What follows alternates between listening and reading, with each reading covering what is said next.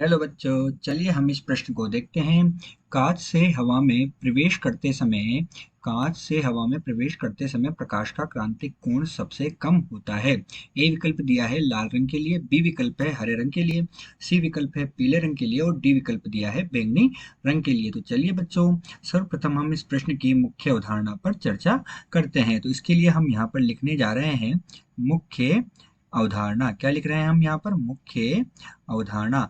तो बच्चों, इस प्रश्न की जो अवधारणा है उस अवधारणा में हम देखते हैं। तो इस प्रश्न की अवधारणा में हमने क्या देखा कि हमारे पास क्या है, दो माध्यम है।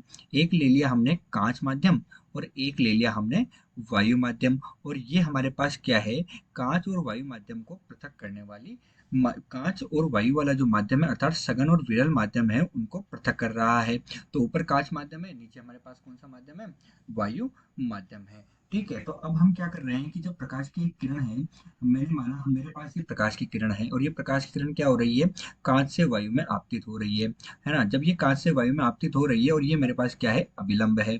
अभिलंब को मैं किससे प्रदर्शित कर रहा हूँ? एन से प्रदर्शित कर रहा हूँ। तो जब ये कांच से वायु में आपतित होती है तो आपतित होने के पश्चात जब ये सघन से विरल में आती है तो क्या होती है, ये अभिलंब से दूर हट जाती है। जब ये अभिलंब से दूर हट गई है, तो अभिलंब से दूर हटती है तो इस घटना को हम क्या बोलते हैं? इस घटना को हम अपवर्तन कहते हैं। लेकिन बच्चों, होता क्या है कि जब ये प्रकाश किरण क्या हुआ, सघन माध्यम से विरल माध्यम में आई और आने के बाद क्या हो, जो माध्यम इनको पृथक कर रहा है उसी माध्यम के अनुदिश ये चली जाए, यानी इस प्रकार से ये चली जाए, तो उस स्थिति में क्या होगा, जो अपवर्तित कोण होगा आर, वो कितना हो जाएगा? वो 90 डिग्री के बराबर हो जाएगा। आर बराबर कितना हो जाएगा? 90 डिग्री। और हमारे पास जो ये कोण होगा, ये कोण कौन सा हो जाएगा हमारे पास? ये कोण हो जाएगा क्रांतिक कोण, जिसे हम थीटा सी से दर्शाते हैं। यही इस प्रश्न की मुख्य अवधारणा है। तो बच्चों, अब मुख्य अवधारणा के पश्चात हम क्या करेंगे, प्रश्न को हल करेंगे। तो अब हम प्रश्न का हल देख रहे हैं, तो हम लिख रहे हैं यहाँ पर हल। और प्रश्न का हल हमने लिखा, तो हम जानते हैं जो क्रांतिक कोण होता है उसे हम लिखते हैं साइन थीटा सी। ये समानुपाती होता है एक बटे किसके? म्यू के, जहां म्यू हमारे पास क्या है, अपवर्तनांक है, और साइन थीटा से क्या हो गया, क्रांतिक कोण हमारे पास हो गया।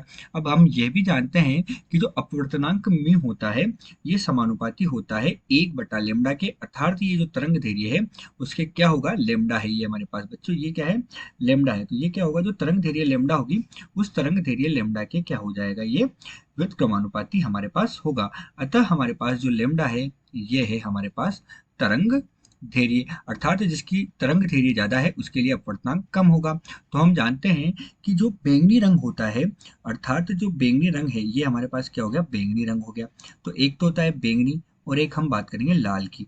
तो हमारे पास जो बैंगनी रंग है उस बैंगनी रंग के लिए जो तरंग धैर्य का मान होता है, तो बैंगनी रंग के लिए तरंग धैर्य का मान क्या होता है, सबसे कम होता है। तो जब इसके लिए तरंग धैर्य का मान क्या है, बैंगनी रंग के लिए सबसे कम होता है और लाल रंग के लिए सबसे ज्यादा होता है।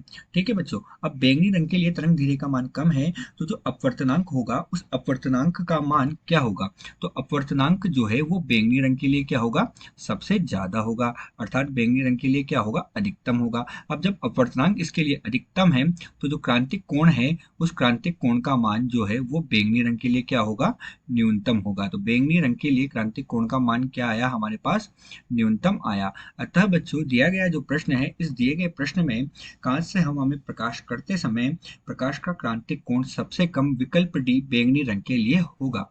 आशा करते हैं आपको प्रश्न समझ आया होगा। धन्यवाद।